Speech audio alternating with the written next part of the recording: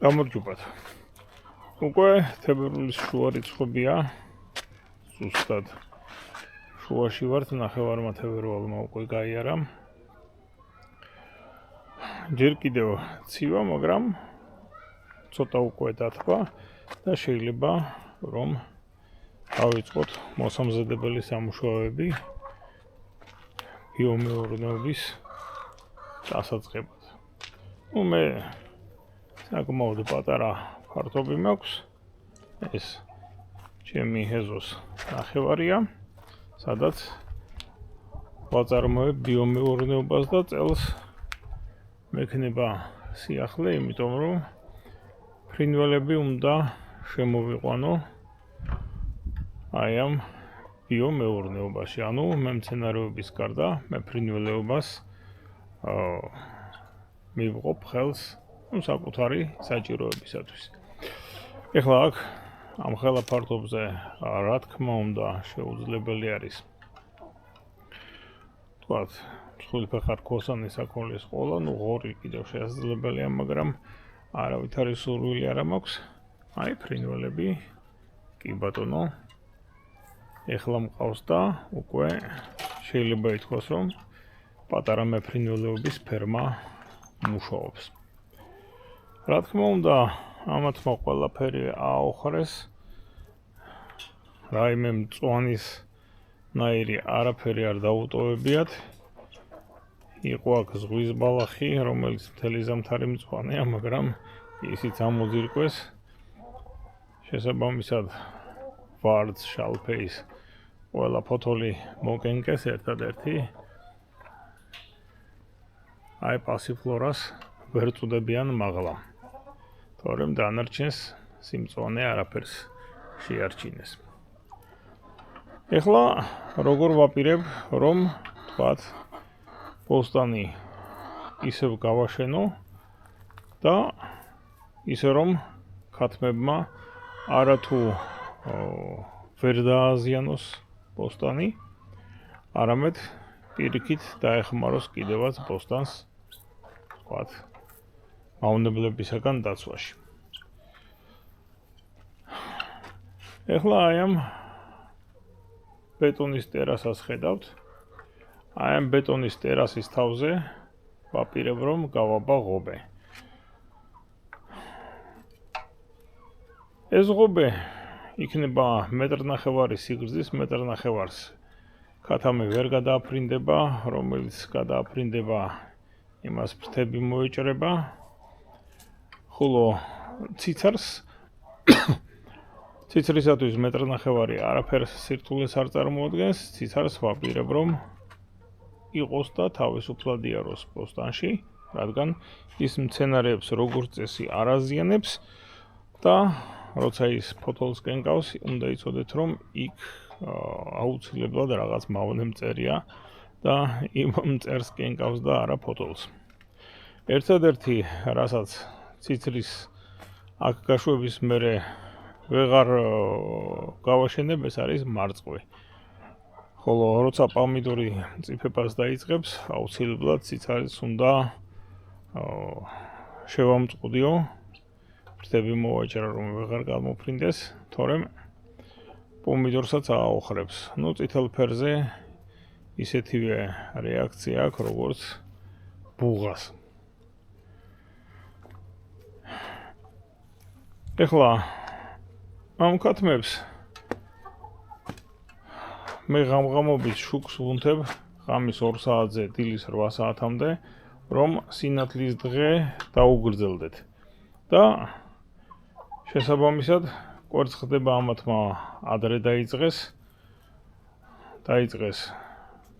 1 იანვარს საახალწლო საჩუქარი მომიმზადეს და ეხლა ამ წუთში სულ არის 14 დედალი, საშუალოდ დღეში 8 კვერცხს დებენ. ანუ ყველა ყოველდღე არ დებს, მაგრამ დედლები ყველანი დებენ. ეხლა ეს ფართობი, რომელიც ქათმებს დარჩებათ მიწის სახით,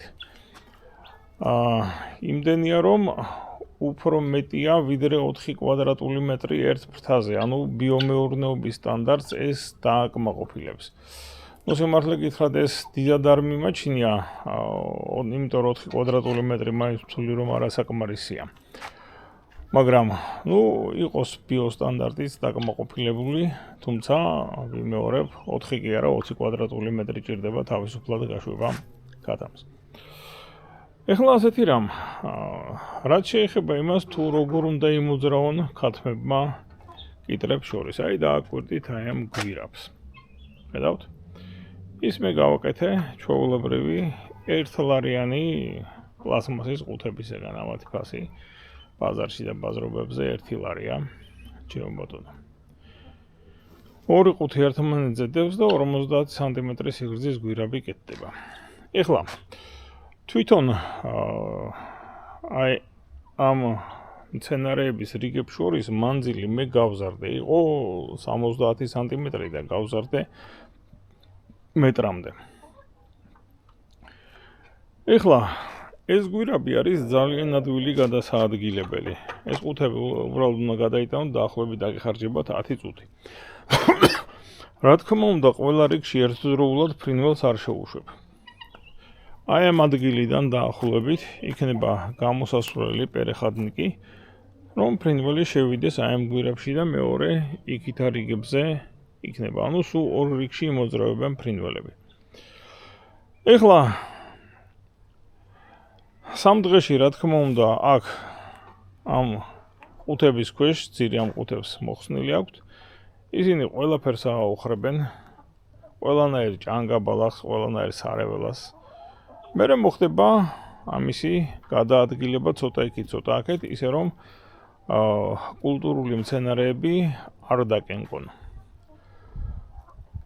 სადღაც 1 მარტისათვის, ანუ უფრო მე მგონი 15-ისათვის, აქ ბადე იქნება გაბმული და აქეთ ამ მხარეს ქათმები ვეღარ გადმოვლენ. ამის მერე აქ დაიწყება ჯერ სიდერატებს დავთესავ, სიდერატები დაითესება, ხოლო სადღაც 15 მაისისთვის დავრგავ უკვე ბოსტნეულის ჩითილებს. ძირითადად მე მომყავს ხოლმე კიტრი და ძალიან ცოტა პომიდორიც.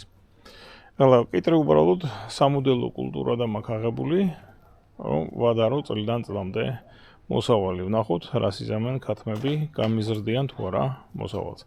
აქ რა თქმა უნდა დარჩება უამრავი მათი სკლინტი. სკლინტთან შარდით შედის ვატაშორის. და ფრინველის აი ამ ნაკელით ეს ავტომატურად გამდიდრდება. მას მერე რაც ერთი რიგიდან მეორეში გადავიტან, აქ რომ ყველაფერს მოასუფთავებენ სარეველებს რიგთა შორის და გადავიტან მეორეში, აი აქ დაითესება რაიმე სწრაფად მზარდი კულტურა, როგორიც არის ხორბალი და ქერი. წინასწარ ეს ხორბალი და ქერი იქნება გაღვივებული და გაღვივებულს ჩავყარი მიწაში და თქვათ, სადღაც 1-15 დღის შემდეგ ისევ აქ რომ მოხვდება, ფრინველს დახვდება გამზადებული მზა საკვები აი ამ ქერის, ჭუავის ან ხორბლის სახით. სიმინდის გამოყენებას არ ვაპირებ, უბრალოდ საჭიროება არ არის შემიძლია, შეიძლება ითქვას.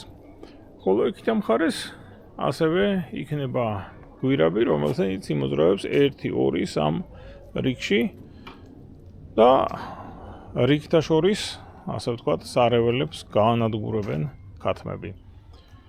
ქათმებს რა თქმა უნდა არ გაუშვებ ისე რომ კიტრს და პომიდორს და სხვა კულტურულ მცენარეებს მისვდნენ, ხოლო ციცარი ვიმეორებ, ციცარი იმოძრავებს კულტურულ მცენარეებს შორის. ეხლა 1-დან 10 მაისამდე შეხედეთ, თითოეულ მცენარეს მე ცალკესარი ადრე ბადეზე ადიოდნენ, ახლა ბადე რა თქმა უნდა გაიბნება აქ, მაგრამ ყოველ სართან არის, ასე ვთქვათ, სველი წერტილი წვეთოვანის. ანუ თითოეულის არის გვერდზე მოხდება მორწყვა. წერტილების რაოდენობა ისევ იმდენივეა, 64 მცენარე იყო და ისევ 64 მცენარე დარჩება. ნუ შარშან 64 მცენარიდან 20 კვადრატულ მეტრზე 400 კილომდე მოვიდა კიტრის მოსავალი. ეხლა წელს კვადრატული მეტრებმა ცოტა მოიმატა, ერთმანეთს დავაშორე, მაგრამ მცენარეთა რაოდენობა იგივე დარჩა და ნუ საინტერესოა წელს რა იქნება. ეხლა კიტრებს შორის აი ამ მანძილზე ჩაირგება პარტნიორი მცენარეები. ეს პარტნიორი მცენარე იქნება ალბათ ან ბაზილიკი, ან კამა. ყოველ შემთხვევაში გარდა ამისა შეიძლება იყოს ორეგანოც. ეხლა რაც შეეხება აი ამ ქოთნებს, ქოთნებში აი დიდებშიც კი, ნუ რაღაცა მოდის ასე ვთქვათ, კიტრის და პომიდორისნაირი, მაგრამ ხელშესახები მოსავალი შეიძლება ითქვას, რომ არ არის. ამიტომ წელს ამაში ალბათ დავთესავ ნიორს და გარდა ამისა ამაში უნდა დავრგო მორინგა. ეხლა მორინგა რას წარმოადგენს? საქართველოში გავრცელებული ეს მცენარე არ არის. ის ტროპიკული მცენარეა, მრავალწლოვანი ბუჩქია, მაგრამ აქ უნდა გამოვიყენო როგორც ერთწლიანი. ისევე როგორც ვთქვათ, პომიდორი რეალურად მრავალწლოვანი ბუჩქი გახლავთ. ვთქვათ, სამხრეთ ამერიკაში, სადაც მისი სამშობლოა, ის მრავალი წლის განმავლობაში ცოცხლობს.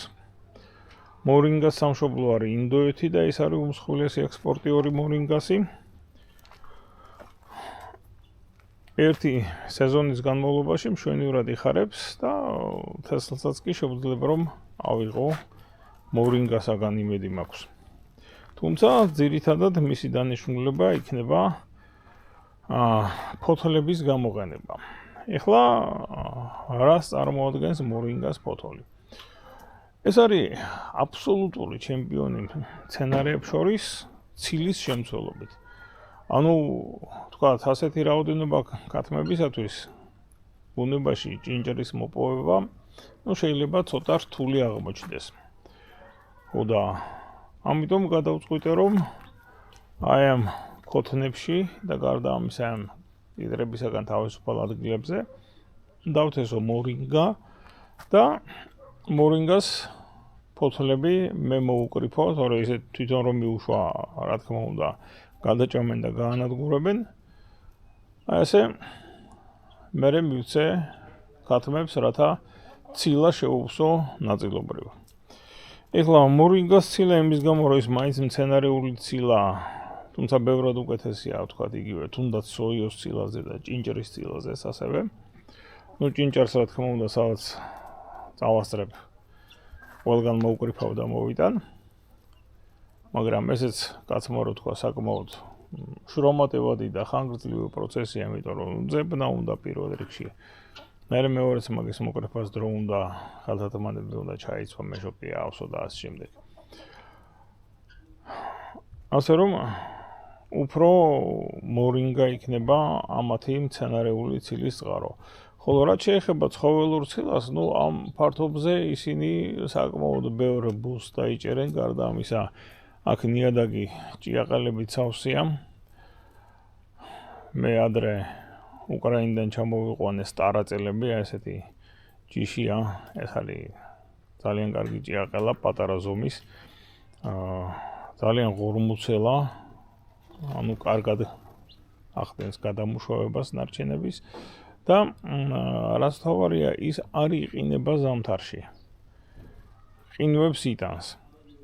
ანუ მისი განადგურება ნიადაგში არ ხდება და თუ ნიადაგის სისველე იქნა ნესტიანობა საკმარის დონეზე შენარჩუნებული, ხლა ნებისმიერ ადგილას რომ ბარი დავკრა, საკმაოდ ბევრი ჭიაყელა ამოყვება.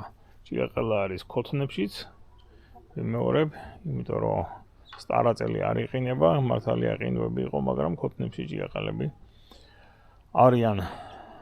ერთი ცხოველური ცილისწყარო ეს ექნებათ, ხოლო მეორე ცხოველური ცილისწყარო, ჯერ არ მაქვს, მაგრამ ალბათ მეყოლება შავი ჯარისკაცის კულტურა, შავი ჯარისკაცი.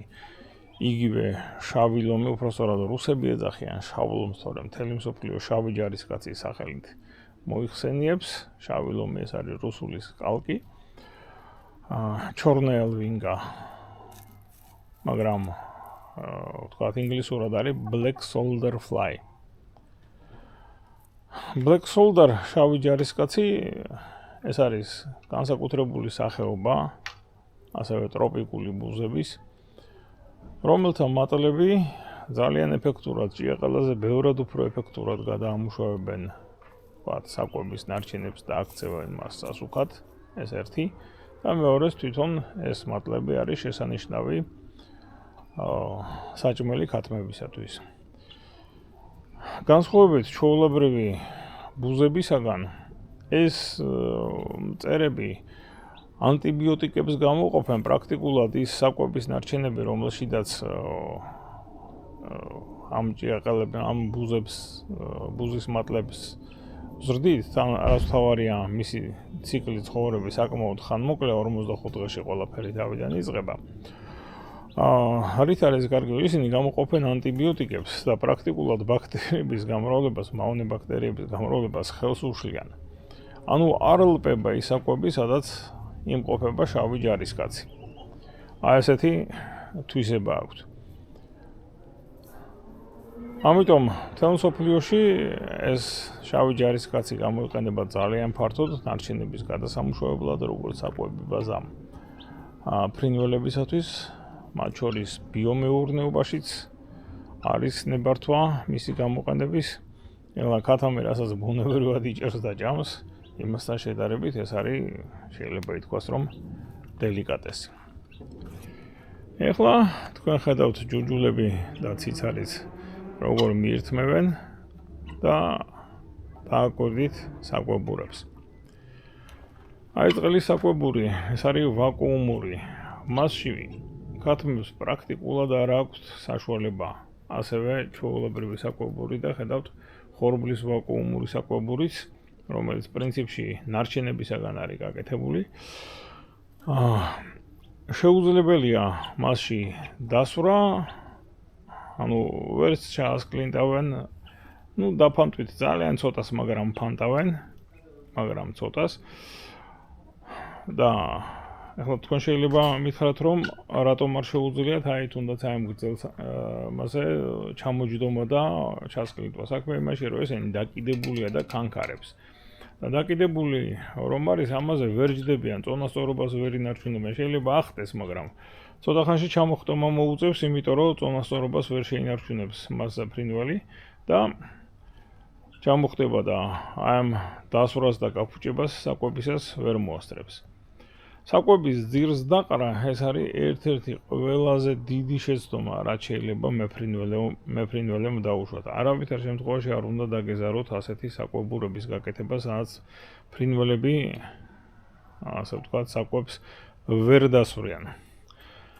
ეს ბევრად ამცირებს, ვთქვათ, გნებავთ ჩვეულებრივ კონვენციურ მეურნეობაში ანტიბიოტიკების საჭიროებასაც. და აქ მით უმეტეს საერთოდ არ ვიყენებ ანტიბიოტიკებს. ანუ ბიოსტანდარტისაგან განსხვავდება იმით, რომ კატეგორიულად, ვთქვათ, მირჩევნია ფრინველი მოკვდეს, ვიდრე ანტიბიოტიკი დავალევინო. ეხლა ბიომეურნეობაში ანტიბიოტიკის მიცემა ფრინველისათვის დასაშვებია, როდესაც არსებობს ამისი ვეტერინარული საჭიროება და ახლა ვეტერინარულ საჭიროებას არც არაფერი უდგას წინ, ხომ? მოიყვან ვეტერინარს, აჩვენებ, რომ აი ფრინველი ამ დღეშია და ისიც დაგინიშნავთ ანტიბიოტიკებს თამთელი გუნდისათვის სრულად უპრობლემოდ. აქ მსგავსი არაფერი არ ხდება. ამით ჯობია, ვთქვათ, ის მეთოდიკა, რასაც მე ვეწევი, ჩვეულებრივ ტრადიციულ ბიოსტანდარტს. მე ადრე გითხარით, რომ ბიოსტანდარტსაც ძალიან ბევრი ნაკლი აქვს. ფაქტიურად მე ვიყენებ ასე ვთქვათ, იგივე სახეობათა შორის ბრძოლას არსებობისათვის სასარგებლო და მავნე მიკროორგანიზმებს შორის. პირველი, რომ ქათმებს უყვებავ ნაწილობრივ სადღაც 30% ფრინველის საკვების არის ფერმენტირებული ხორბალი, რომელიც ლაქტობაქტერიებს შეიცავს და მისივე ნაყენით, ასევე ლაქტობაქტერიებით კვირაში ერთხელ ხდება საქათმის შიგნით არსებული საფენის დამუშავება. პრაქტიკულად შედეგად ხდება ის, რომ საქათმეში შეწყდალპობის პროცესი და ფაქტიურად იქ არსებული საფენი, როდესაც გამოვიღებ, პირდაპირ მზასასუქია, შეიძლება ითქვას, მცენარეებისათვის და რაღაცნაირად ეს ბიოლოგიური ციკლი, ბიოცენოზის ასეთნაირად იკურება ამ პატარა მეურნეობაში. აქამდე ვიმეორებ ცხოველები და ფრინველები აქ არ მყოლია, მხოლოდ და მხოლოდ ბიოპრეპარატებით და სოკოებით ვახტენდი აი ამ ციკლის რეგულირებას. ახლა ფრინველებიც არის შემოყვანილი. საქმე იმაში გახლავთ, აი ფრინველის საჭიროება სად გამოჩნდა, რომ თქვათ, ისეთი მავნებელი, როგორიც არის ფაროსანა და რომელიც მოქმედებს უკვე როდესაც ძალიან ცხელა, მისი საწინააღმდეგო სოკოები, რისაც ფაროსანას ეშინია და რაც კლავს ფაროსანას, ეს არის მეტარიზიუმი და ეს არის ბოვერია ბასიანა. ამ მაღალ სიცხეებზე, როდესაც ტემპერატურა არის 35 გრადუსი და ზევით, უკვე ვეღარ მოქმედებს. ხდება მათი ინაქტივაცია. ახლა ყოველდღე ბოვერიათი უბრალოდ ყოველ საღამოს, როცა მოსაღამოვდება, ყოველ საღამოს ვერ შეწამდით. ხოდა შესაბამისად, ესე იგი, ეს ფაროსანას წინააღმდეგ ვრჩები რეპელენტის იმედად, რომელიც უბრალოდ აფრთხობს და არ ანადგურებს. აი, ციცარი იმედი მაქვს, რომ უკვე ეხლა იპოვიდა ფაროსანას ბუდეებს და მიირთმევდა ქათმები ფაროსანას, დიდი ერთხელ გასინჯონ, მერე აღარ ჭამენ. აი, ციცარი იცოცხლე კოლორადოს ხოჭოსა და ფაროსანას წინააღმდეგ არის ძალიან ძლიერი. თქვათ, იგივე კარტოფილის ნათესშიც ძალიან გამოსადეგია, ოღონდ უნდა იპოვოთ საშუალება, რომ ის არ გაფრინდეს. აქ ეზოდან არ მიფრინავს არსა, თუმცა აქვს ამის საშუალება, იმიტომ რომ პატარაობიდანვე აქ ცხოვრობდა, საკვები ყოველთვის აკმარესი აქვს და იმ ქათმების გუნდს შეეჩვია და რამდენიმე ქათამს დაუმეგობრდა კიდევაც, რომლებთან ერთადაც მოვიყვანე. დღეისათვის სულ ეს იყო. ნახვამდის, კარგად ბრძანდებოდეთ.